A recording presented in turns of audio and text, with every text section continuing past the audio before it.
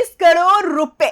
लेकिन क्या ये परियोजना बाढ़ से लोगों को बचाएगी या खुद पानी में बह जाएगी? आखिर ऐसा क्या हो रहा कि सरयू का जलस्तर बढ़ रहा है लेकिन जिम्मेदारों की रफ्तार नहीं? क्या यह सिर्फ लापरवाही है या इसके पीछे कोई बड़ा खेल छिपा है? नमस्कार, आप देख रहे यूपी की बात और मैं हूं कोमल तिवारी। गोरखपुर के दक्षिणांचल इलाके जहां सरयू नदी के किनारे करीब 24 करोड़ रुपए की लागत से बांध के पुनर्विकास का काम कराया जा रहा है। इस परियोजना का मकसद हर साल बाढ़ की मार झेलने वाले हजारों लोगों को राहत देना था, लेकिन जमीनी तस्वीर कुछ और ही कहानी बयां कर रही। काम शुरू हुए काफी समय बीत चुका है, फिर भी परियोजना का एक बड़ा हिस्सा अधूरा पड़ा है। उधर सरयू नदी का जलस्तर लगातार बढ़ रहा और लोगों में डर है कि अगर समय रहते काम पूरा नहीं हुआ तो कटान शुरू होते ही करोड़ों रुपए की यह परियोजना अधूरी रह जाएगी। आखिर देरी की वजह क्या है? जिम्मेदारी किसकी है और क्या सरकारी पैसों का सही इस्तेमाल हो रहा? देखिए इस रिपोर्ट में। कैमरे में दिखाई दे रही ये तस्वीरें गोरखपुर के बगहा, देवार और बड़हलगंज क्षेत्र की हैं।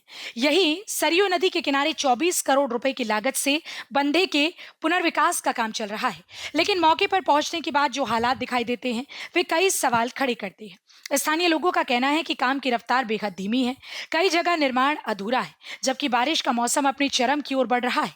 हर साल इस इलाके में बाढ़ और कटान की समस्या गंभीर रहती है। ऐसे में अगर समय रहते बंधा तैयार नहीं हुआ तो लोगों की चिंता और बढ़ सकती है। सवाल ये भी है कि इतनी बड़ी परियोजना की नियमित निगरानी आखिर किस स्तर पर हो रही है और देरी की जिम्मेदारी कौन लेगा? आई बंडाल पड़त हटे।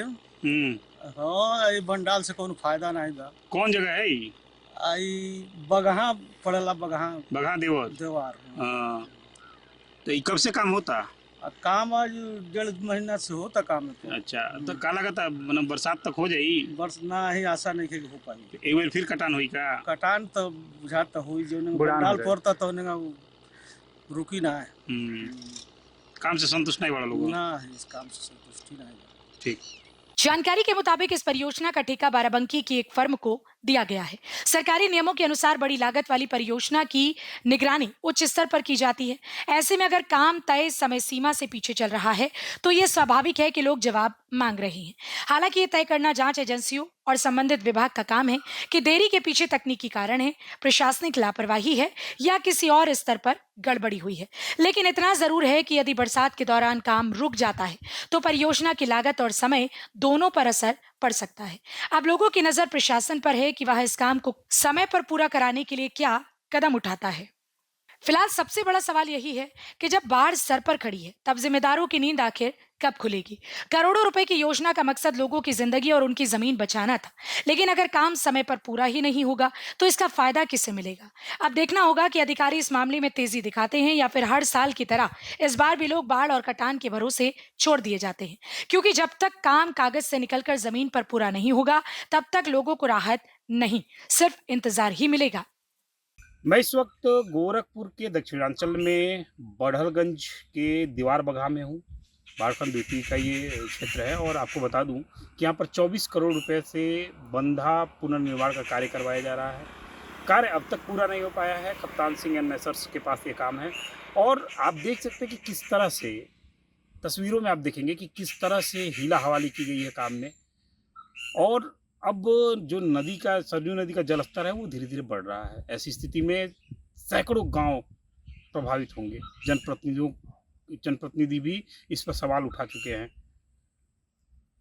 बात करें तो यूपी की बात ने जो खबर पहले एडिशन में चलाई थी उसका एक असर हुआ था। लेवल 1 के अधिकारी पहुंचे थे, लेकिन अभी भी ठेकेदार की लापरवाही कह लीजिए या फिर जो अभियंता है वैभव सिंह, उनकी लापरवाही कह लीजिए, काम 40% भी नहीं हो पाया है। जवाबदेह कौन होगा? अगर बाढ़ आ जाता है, मानसून शुरू हो चुका है, नदियों में जलस्तर बढ़ना शुरू हो चुका है और अगर बाढ़ आ जाता है तो ऐसी स्थिति में जो सैकड़ों गांव तबाह होंगे, जो परिवार तबाह होंगे, उनके लिए जवाबदेह कौन होगा?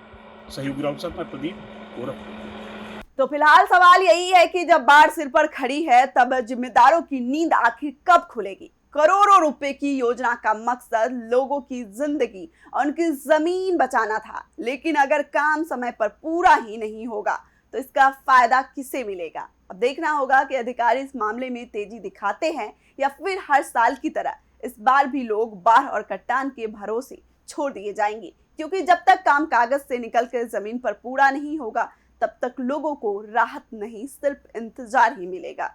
इस खबर में फिलहाल इतना ही। देखते रहिए यूपी की बात।